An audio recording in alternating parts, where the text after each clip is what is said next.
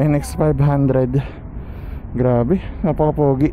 Para siyang Hornet na mas pinataas. Yan, TFT display. And this one is parang yung sa Hornet 500, which is ayun, no? Yun.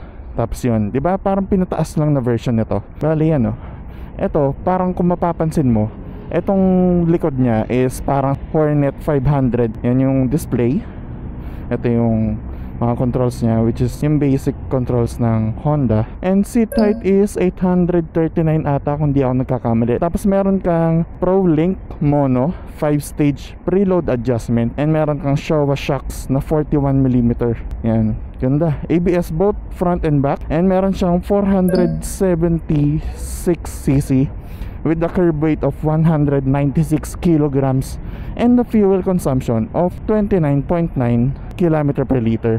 Grabe, diba? Kung middleweight segment ang pag-uusapan, isa to sa maganda na motor bukod sa mga other brands, which is the CF Moto and the Himalayan 450, which is nandun siya sa middle range. Ganda, oh.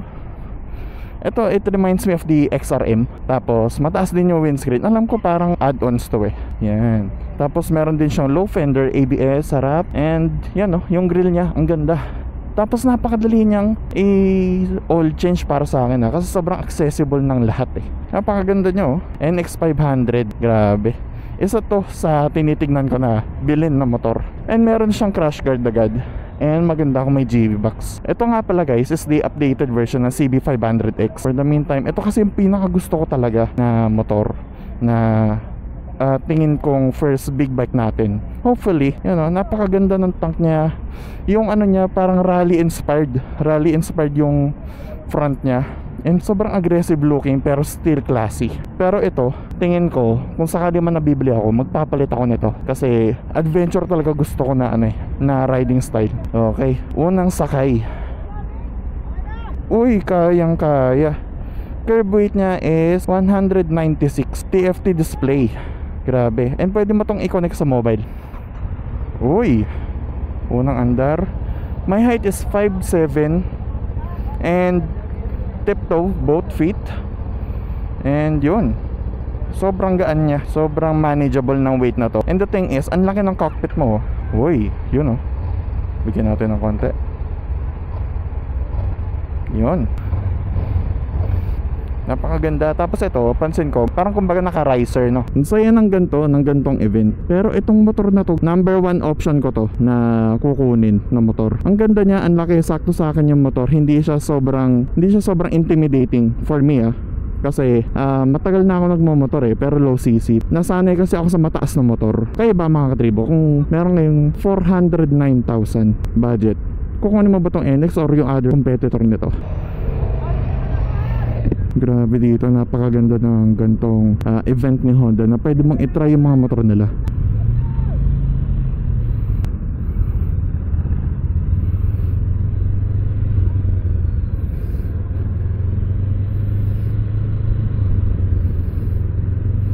I think naka-assist and slipper clutch na rin to So far, ang ganda ng handling nito. Positioning nga lang ng paa is masyadong palikod yung paa ko. Na para akong nasa low cc kumbaga, na mga Winner X, Sniper, parang ganon yung positioning ng paa ko. Surprising siya for an adventure bike.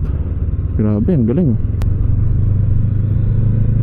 Power, napakaganda ng power nito. Grabe, 476cc na parallel twin. Kaya naman sobrang ganda ng tunog niya, di ba?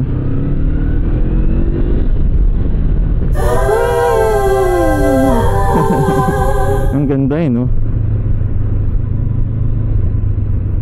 Kahit naka third gear ka pag binigyan mo, may ibibigay siya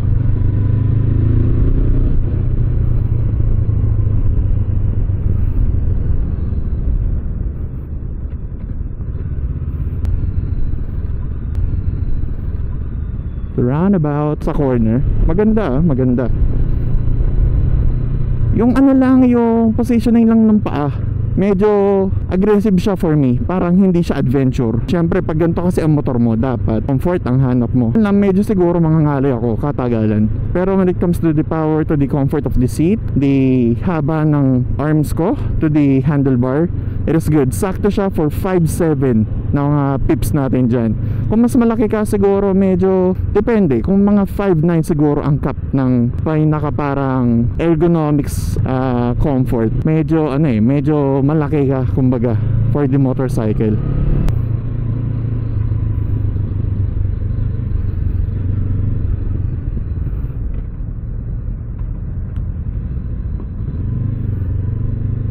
Tsaka yung lapad niya, parang kasi lapad lang siya ng ADV, yung handlebar. Hindi siya sobrang laki na maaasiwa ka na mag-turn.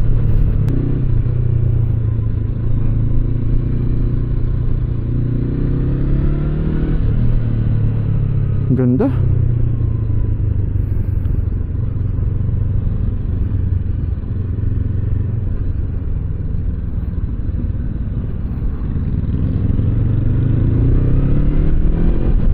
Ang ganda ng pulling power niya, ng torque niya.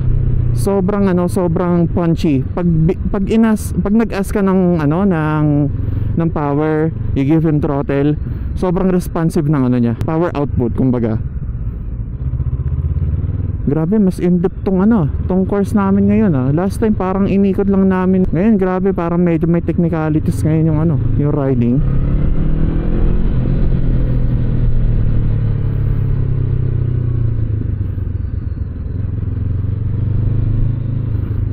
Medyo napapa-trail braking ako lumalabas yung yung parang technicalities nung pagro-ride ko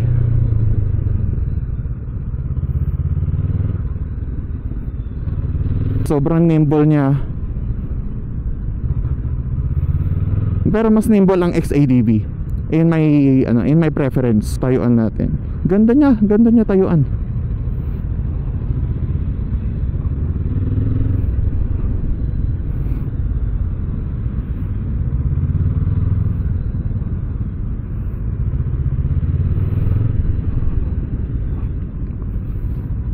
Napakaganda pa nitong TFT panel niya kasi sobrang kita mo pag maliwanag. Actually ngayon hindi siya ganoon kaliwanag kasi medyo cloudy Pero kitang-kita ko yung yung lahat ng info. Nandiyan ang ating kilometer per hour, nandiyan ang ating tachometer, fuel gauge, total kilometers na natakbo ng ng motor.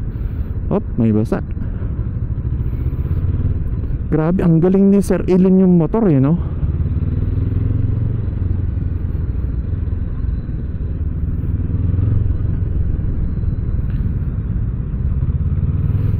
Ang saya nitong course ngayon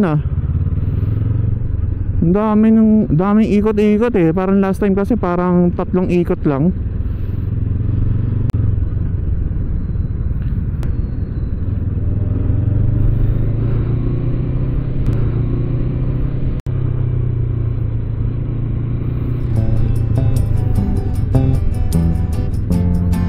Ang ganda, tapos na, wow.